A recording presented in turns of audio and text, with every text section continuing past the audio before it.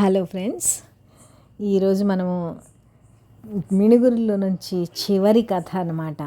ఇంకా ఈరోజుతో మిణుగురులంతా అయిపోతుంది. ఈ లాస్ట్ మిణుగురు ఎవరు అంటే జనం ప్రేమ గెలుచుకున్న కొండ దొరసాని సీతక్క, ఈ ఫోటోలో ఉన్న అమ్మాయి అన్నమాట. మరి ఈ వీడియో విని మీ అభిప్రాయం కూడా మీరు కామెంట్ రూపంలో తెలియజేయండి. మరి ఇప్పుడు స్టోరీలోకి వెళ్ళిపోదాం. ఆదివాసీ సమూహాల్లో ఇప్పటికీ చాలా వరకు మాతృస్వామిక కుటుంబ వ్యవస్థ తాలూకు లక్షణాలు కొనసాగుతున్నాయి. వాటిలో కోయ తెగ ఆదివాసీ తెగ మాతృస్వామిక సంస్కృతికి ఒక ఆదిమ జాడ వంటిది.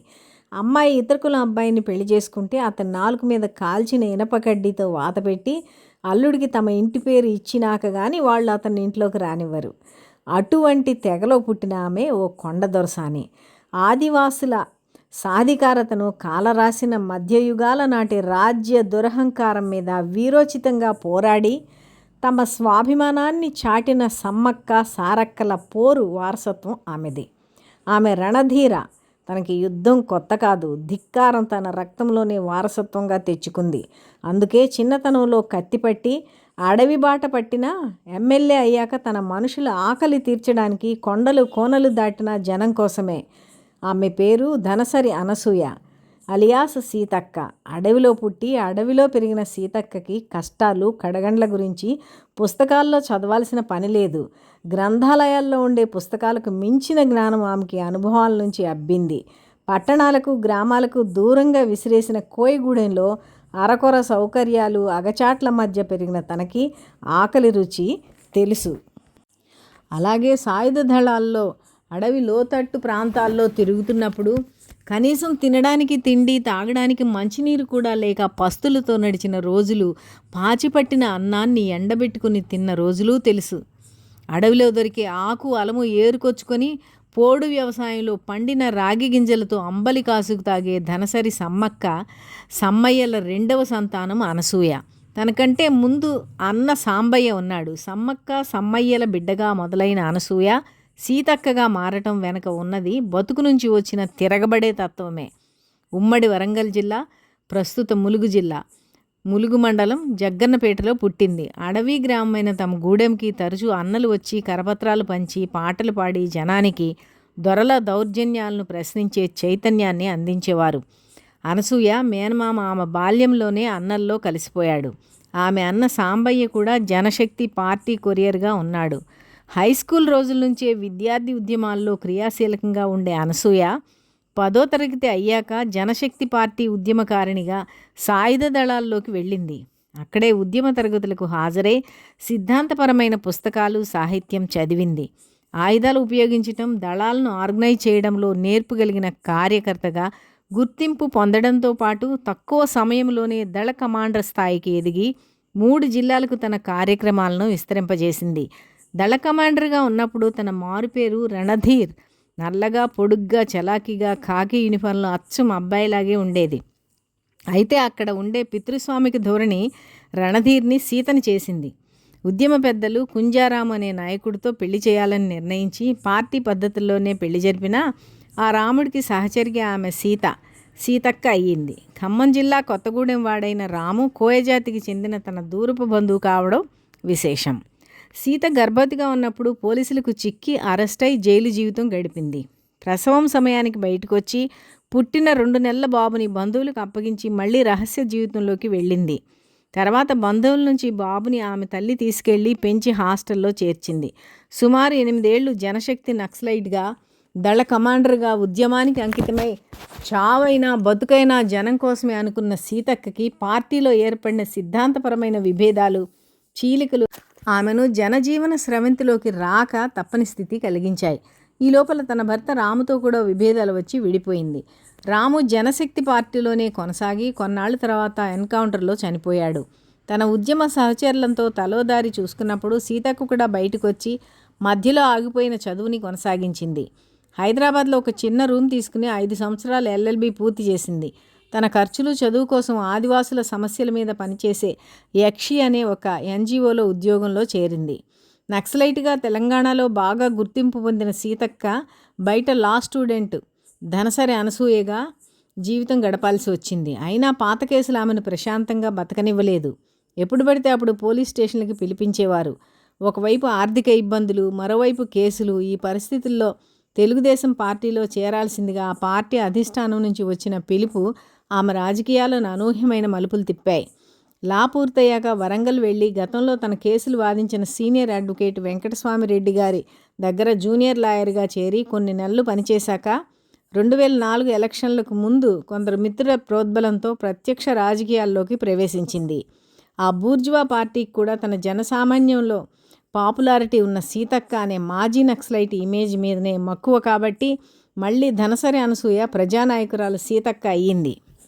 తెలుగుదేశం పార్టీ తరఫున పోటీ చేయడానికి పార్టీలో ఎప్పటినుంచో కొనసాగుతున్న సీటు దక్కని వాళ్ళు ఉన్నప్పటికీ ప్రజా జీవితంలో మమేకమై గుర్తింపు పొందిన సీతక్కకి ములుగు నియోజకవర్గం తెలుగుదేశం పార్టీ అభ్యర్థిగా ఉమ్మడి వరంగల్ జిల్లాలో షెడ్యూల్ ట్రైబ్స్కి రిజర్వ్ అయిన ములుగు అసెంబ్లీ నియోజకవర్గం సీటు రావడం సులభతరం అయ్యింది. కానీ 2004లో రాజశేఖర రెడ్డి ప్రభావంతో ఆమె కాంగ్రెస్ అభ్యర్థి మోదం వీరయ్య చేతిలో ఓడిపోయింది. అయినప్పటికీ ఆమె వెనుకంజ వేయకుండా అటు జనంలోనూ ఇటు పార్టీలోనూ తన ప్రభావం పెంచుకుంటూ 2009 అసెంబ్లీ ఎన్నికల్లో అదే మోదం వీరయ్య మీద అంపర్ మెజారిటీతో గెలిచింది. అయితే అప్పటికే మలిదశ తెలంగాణ ఉద్యమం ఊపందుకుంది. తాను ఎమ్మెల్యేగా గెలిచినప్పటికీ తన పార్టీ ఓడిపోవడంతో ప్రజలకు సీతక్క ఇచ్చిన హామీలను నిలబెట్టుకునే స్థితి లేకపోగా తాను తెలంగాణ బిడ్డగా తన ఆంధ్ర పార్టీ అభీష్టానికి వ్యతిరేకంగా తెలంగాణ ఉద్యమానికి సంఘీభావం ప్రకటించాల్సి రావడం ఆమెను తీవ్ర సంఘర్షణకు లోన్ చేసింది. అయినప్పటికీ తాను తెలంగాణ అస్తిత్వ ప్రకటన చేస్తూ కాకతీయ యూనివర్సిటీ విద్యార్థుల సమ్మెకి మద్దతు పలికి వారితో పాటు 8 రోజుల ఆమరణ నిరాహార దీక్షలో పాల్గొని అరెస్ట్ అయి 2 రోజులు జైలు శిక్ష అనుభవించింది. 2014లో ఉమ్మడి ఆంధ్రప్రదేశ్ రాష్ట్రం విడిపోయి ప్రత్యేక తెలంగాణ రాష్ట్రం ఏర్పడినా సీతక్క తెలుగుదేశం పార్టీలో ఉండడం వలన ఆమెకు రాజకీయ లబ్ధి జరగలేదు. తెలంగాణ రాష్ట్రంలో తెలుగుదేశం పార్టీ తన అస్తిత్వాన్ని కోల్పోయింది. ఈ క్రమంలోనే ఆమెకి కాంగ్రెస్ పార్టీ నుంచి ఒకవైపు, తెలంగాణ రాష్ట్ర సమితి నుంచి ఒకవైపు ఆహ్వానాలు రావడం, కాంగ్రెస్ తెలంగాణని ఇచ్చిందనే అభిమానం వల్ల, టీడీపీ రేవంత్ రెడ్డి కుటుంబంతో సీతక్కకి ఉన్న సాహిత్యం వల్ల ఆమె కాంగ్రెస్ పార్టీ వైపే మొగ్గు చూపింది. మళ్ళీ ములుగు నియోజకవర్గం నుంచే కాంగ్రెస్ అభ్యర్థిగా పోటీ చేసి ఈసారి కాంగ్రెస్ ప్రభావం తగ్గిపోవడం వలన తన ప్రత్యర్థి టీఆర్ఎస్ అభ్యర్థి చందూలాల్ చేతిలో ఓడిపోయి 2018 అసెంబ్లీ ఎన్నికల్లో అదే చందూలాల్ మీద కాంగ్రెస్ అభ్యర్థిగా గెలిచి రెండోసారి ఎమ్మెల్యే అయింది సీతక్క. మొదట తెలుగుదేశం పార్టీ పొలిట్ బ్యూరో సభ్యురాలు స్థాయికి ఎదిగిన ఆమె తర్వాత కాంగ్రెస్ పార్టీ జాతీయ మహిళా ప్రధాన కార్యదర్శిగా ఎన్నికై జనబాహుళ్యంలో గొప్ప ప్రాబల్యం, చరిష్మా కలిగిన నాయకురాలిగా తన పార్టీలోనే కాక తెలంగాణ రాష్ట్రంలోనే ఒక ప్రజామోదం పొందిన మేటి నాయకురాలిగా గుర్తింపు పొందింది. పట్టుదలకు, పోరాట పటిమకు మారుపేరైన సీతక్క విప్లవ పార్టీల్లోనే కాక బూర్జువా పార్టీల ప్రత్యక్ష రాజకీయాల్లో కూడా తనదైన ముద్ర వేసింది. విప్లవ పార్టీలో నక్సలైట్గా సీతక్క బాగా సాహసోపేతమైన నాయకురాలిగా, రెబల్గా పేరు తెచ్చుకుంది.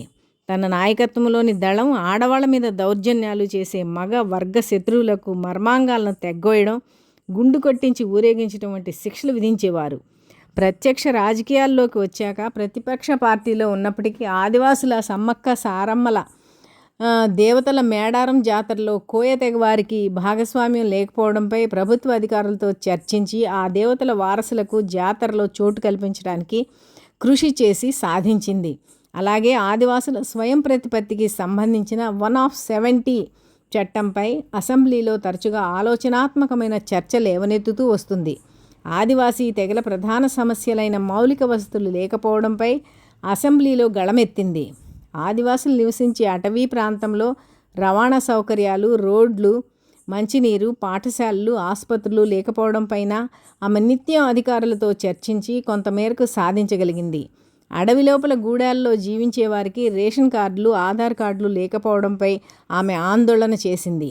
ఆమె ఎమ్మెల్యేగా గెలిచిన 2 సార్లు తానున్న పార్టీలు గెలవక ఆమె ప్రతిపక్షంలోనే ఉండాల్సి వచ్చినా ఎప్పుడూ బాధపడలేదు. తన స్వభావమే అధికార ఆధిపత్య వ్యవస్థలకు వ్యతిరేకమైన ప్రతిపక్ష ధోరణి కాబట్టి ఎక్కడున్నా ప్రజా సమస్యల మీద గొంతెత్తి మాట్లాడడమే కొనసాగించింది.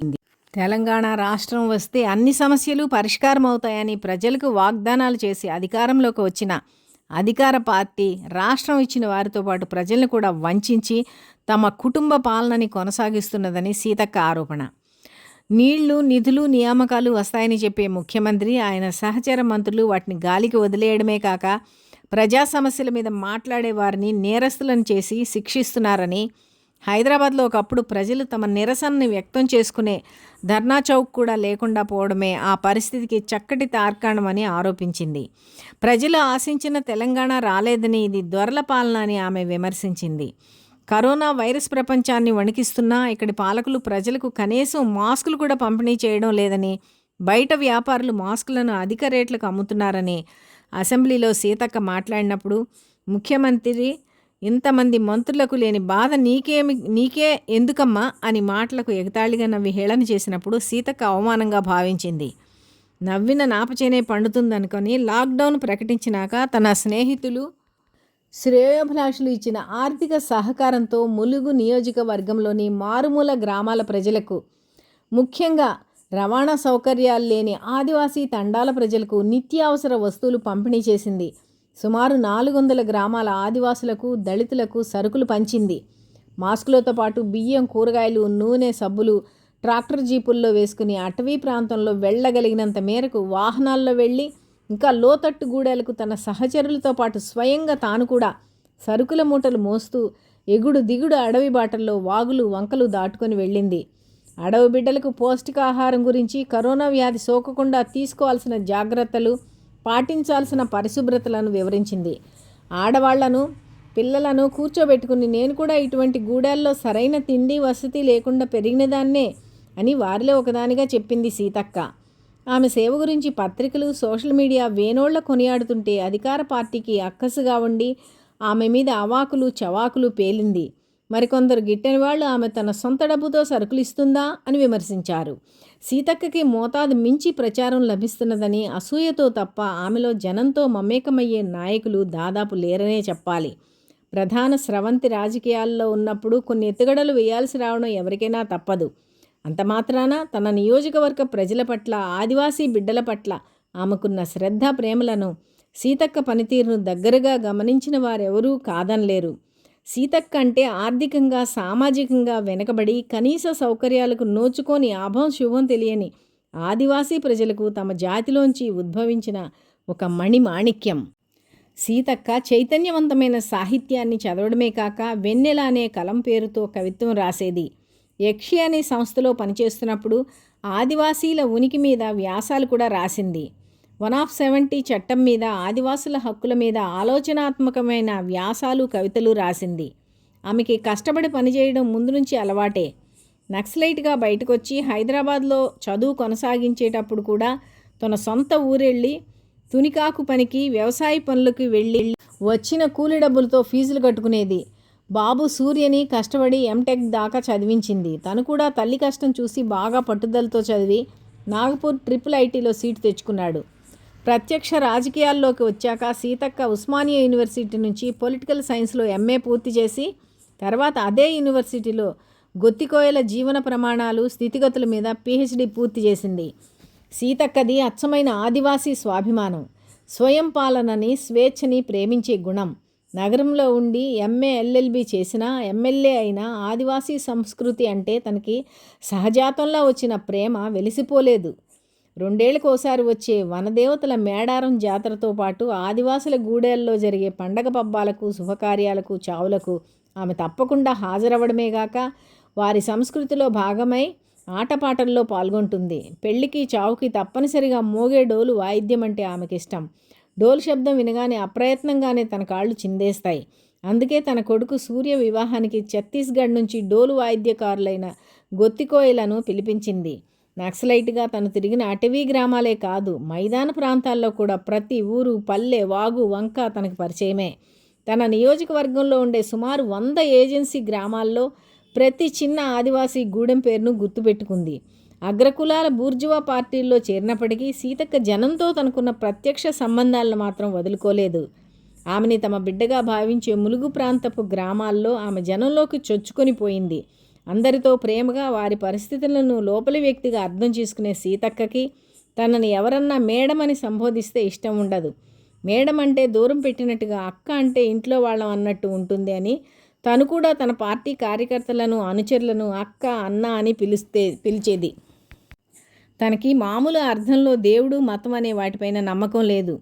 గుళ్ళు గోపురాలకు వెళ్ళదు. కానీ ఆదివాసీ అస్తిత్వాన్ని చాటే ఆదివాసుల పితృదేవారాధన, ప్రకృతికి సంబంధించిన జాతరలో ఇష్టంగా పాల్గొంటుంది.